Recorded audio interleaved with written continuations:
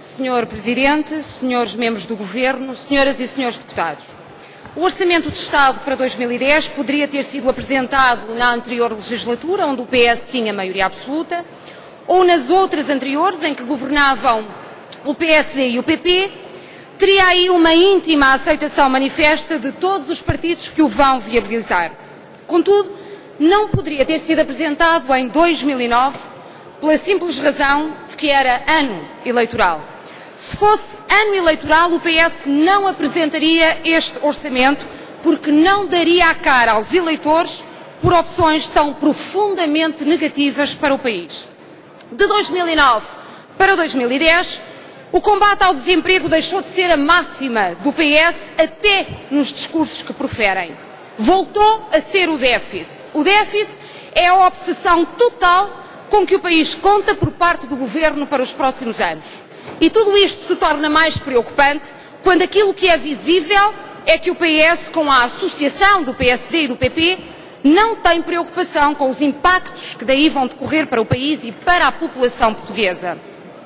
O que o Governo propõe ao país é que se comece a encolher investimento público. Curioso, no ano passado diziam, e bem, que o investimento público era prioritário, que era a engrenagem para a dinamização económica e para a criação de emprego de que tanto o país precisa.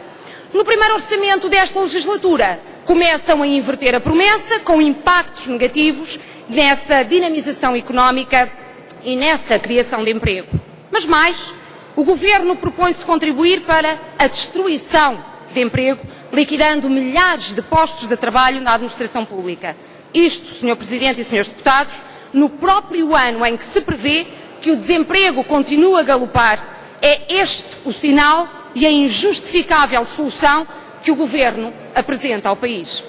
E congela os salários, tudo em nome do déficit, levando a que a generalidade dos trabalhadores fiquem à margem da dinamização da nossa economia interna, porque perdem forçosamente mais e mais poder de compra. E em ano de eleições não foi assim, pois não? Foi também curioso ver como o PS abdicou neste orçamento de compromissos justos assumidos em campanha eleitoral, como a tributação das mais-valias bolsistas. Não é oportuno, diz o PS, mas não é oportuno o quê? A consagração de uma das mais elementares justiças fiscais? A obtenção de receita pelo Estado de que tanto precisa onde as fortunas existem? O problema é que o PS demonstra a sua verdadeira face em ano não eleitoral e decide não beliscar o grande poder económico, mas sacrificar aqueles que se fartam de trabalhar sem nunca conseguirem melhorias das suas condições de vida. É o mais fácil, é o menos corajoso e é o que mais prejudica o país. Mas o PS quer lá saber.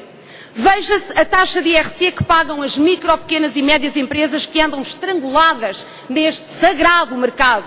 Na generalidade, 25%. A banca, com milhões e milhões de lucro, paga quase menos 10 pontos percentuais. Beliscar esses lucros inimagináveis do setor financeiro seria um sacrilégio para o PS. Mas antecipar para 2010 a penalização das reformas que tinha prometido só fazer em 2015, já o PS faz com uma perna às costas. Este orçamento está repleto de imoralidades fiscais e de crimes sociais.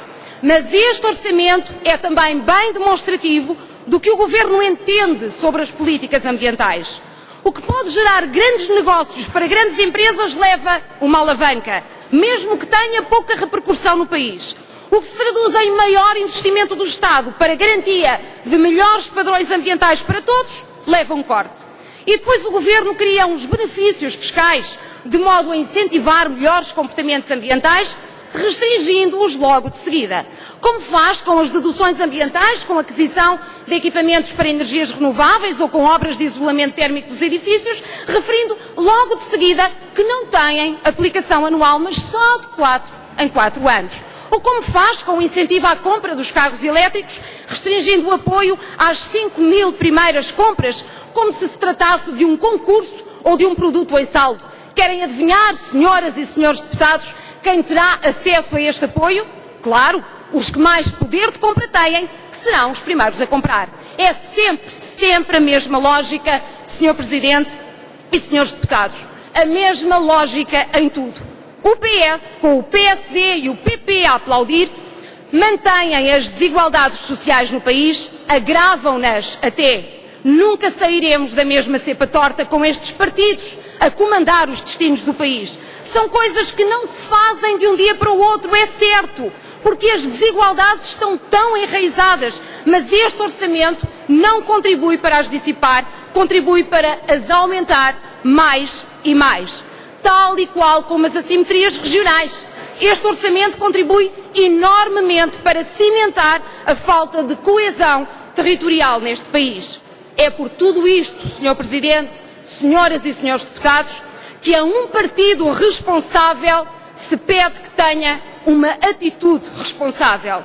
E a atitude responsável é rejeitar liminarmente este orçamento. E não venham cá com a ideia de que se o orçamento não fosse este, havia eleições antecipadas. Não.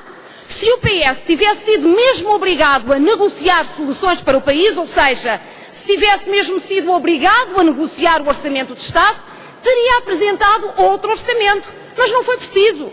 Com receio desta negociação à esquerda, o PP primeiro e o PSD logo de seguida deram a mão ao PS e não pediram nada em troca, como afirmou aqui, satisfeito, o Sr. Primeiro-Ministro. Pudera. O medo da direita era que o PS deixasse de prosseguir o caminho que faz falta à direita. Não era o de eleições antecipadas. Ocorre que o caminho que faz falta à direita e que o PS também trilha é o caminho que insiste em levar este país à injustiça e ao estrangulamento económico e social.